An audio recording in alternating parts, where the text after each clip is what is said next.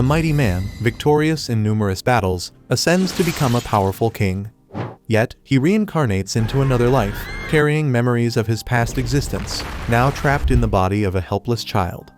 Nothing unfolds as he desires, and his body feels like a prison.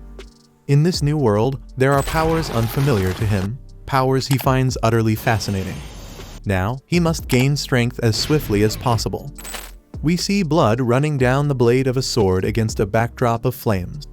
Beneath a crimson sky, the man holding the sword appears to have slain a woman who lies lifeless on the ground. Subsequently, this same man tells us that he has become the king.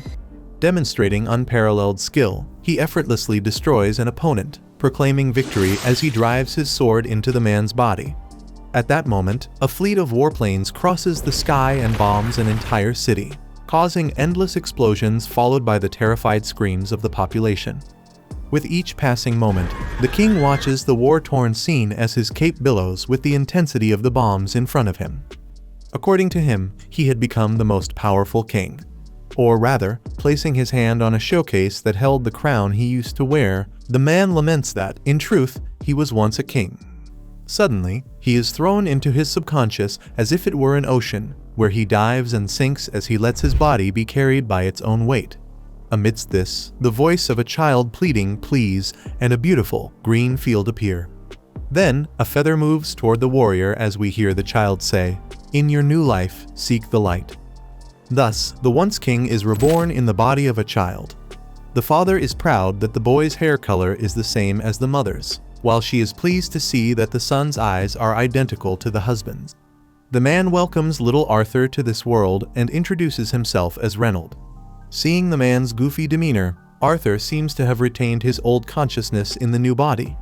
Confused, he tries to understand who these people are until they both declare themselves his parents. At that moment, trapped in his old adult mindset, Arthur realizes he has just been born. Ironic as it may be, after a lifetime of battles and victories, he has been reduced to a helpless little child. Unaware of any of this, the mother pats the boy on the back to make him cough. And that's exactly what he does.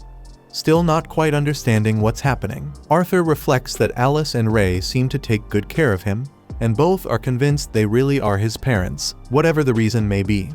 However, being a baby with an adult mind brings a persistent sense of fear.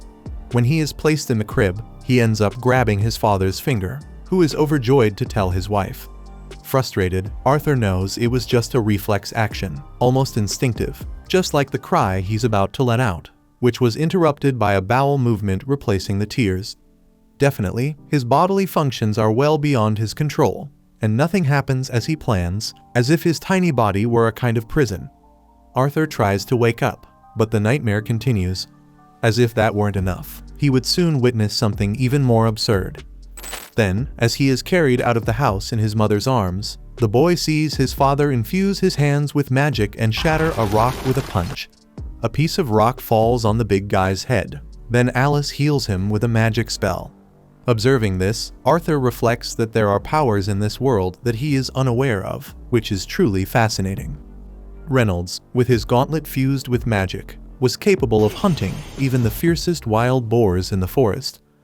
When he saw his father return from the hunt that day, the baby thought that knowledge was an advantage, so he scrutinized his surroundings carefully.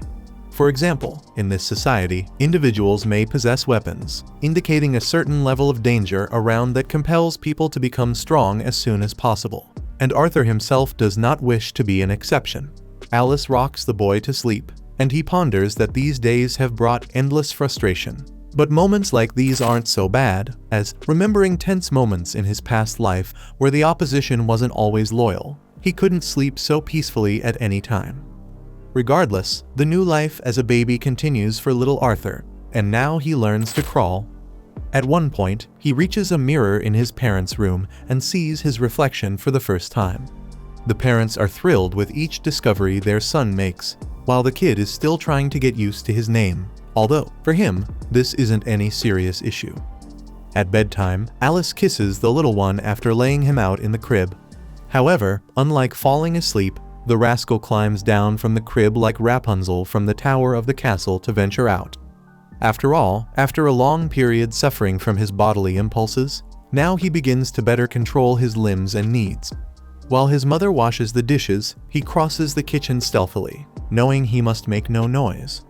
Upon opening a door, he completes his mission, reaching the bookshelf. After all, as he had thought, knowledge is an advantage, and now Arthur has found what he was looking for: information about this world. According to one of the books he picked up, this continent he was born on, Dicathan, is home to 3 kingdoms. Darv, an underground nation of dwarves. Ilenoir, a country of elves living deep within a forest. And lastly, Sapin, where Arthur is, the region controlled by humans and the most populous. Like his nation in his past life, it is a monarchy. But the difference is that the throne of this country is inherited, not taken.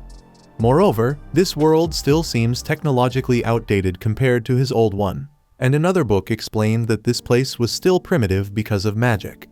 In this world, there is a source of power called mana, and the ability to control this magical energy is largely hereditary, occurring in about 1 in every 100 people. In general, there are 2 forms of mana applications: amplification and conjuration. Amplifiers use mana to enhance their bodies, providing incredible strength, agility, and defense. On the other hand, conjurers are able to project mana to control it as they wish. The key to controlling mana is the mana core, and the power of magic awakens from the onset of puberty through late adolescence. Channeling the mana scattered throughout the body solely into the core, until you can control it, is what makes you a mage. Arthur is well aware of the principle of becoming conscious of his inner power until he can take control of it and then release it, and the center of his Kai is crucial for making this work. Luckily, the knowledge from the past life of the deceased king may be useful in his new existence, and that is what he tries to do as he begins a meditation that takes him to an empty space within his mind, where a fraction of mana is awakened and concentrated between his hands. However, suddenly, Alice arrives after searching the whole house for the troublemaker. Lovingly, she asks him not to scare Mom like that, but her smile falters when she notices something odd about her son. Arthur thinks she discovered his ability to use Kai, but she only realized that the baby had pooped. Faced with this, Arthur becomes even more convinced that his body is a prison and that he needs to gain more power. The next day, Alice writes in a diary that Arthur was born 2 years ago, noting how cute, curious, and good he is. However, it bothers her that he has never smiled. Outside the house, Ray teaches his son to use a stick as if it were a sword and convinces the boy that he has a knack for it. He calls his wife to take a look at the kid's moves, but Alice is not at all happy to see her darling little boy playing with such violent things. Speaking of 2 years of life, it was what Arthur needed to understand the power structure between this couple. Or maybe it's the case that women rule in this whole world. Later, the little boy is taken to the city. According to his mother, he always gets excited when he arrives at this place. Meanwhile, Arthur absorbs a lot of information to understand this world while walking in a busy area. For instance, by looking at the variety and quality of weapons, he can judge the level of technological advancement of the nation. Still, there are several substances that did not exist where he lived before, in addition to having the chance to personally observe magic, which is equally surprising and productive. On the way home, in the late afternoon, while sleeping on his mother's back, the baby thinks that this couple has met all his needs, and that although it is a limited life, it is not unpleasant. Because of this, he wonders if this is how a family functions, as this is something he never had the chance to feel. Anyway, this warm way of his mother is not at all bad. And speaking of affection, Alice points out that she is very happy when her son gets out of bed to read, or when his eyes sparkle when visiting the market in the city, and that he probably got that from Ray. Like him, perhaps Arthur also wants to someday go out to explore the world. Honestly, the mother would prefer to see the boy leading a peaceful life. When dawn breaks again, Arthur watches his father practicing and ponders that he is very lucky to have such an example to follow. After further shattering the rock he had already destroyed, Ray gives a thumbs up to his son and asks if he isn't amazing. The mother puts her hand on the boy's shoulder and comments that the show wasn't that big of a deal, but that now things are going to get better. That said, Reynolds throws a punch in the air that causes powerful gusts of wind. Additionally, by stomping on the ground, he causes a wave of wind that leaves his son awestruck. Definitely, Ray is an amplifier, and this gives Arthur even more desire to get his hands dirty and evolve his strength a bit. However, his mother is the natural obstacle to his learning, given that the son is just a baby and needs to take his afternoon nap at this time. Thus, Arthur does not give up and stretches his hand towards the bookshelf, making it clear he wants to get close.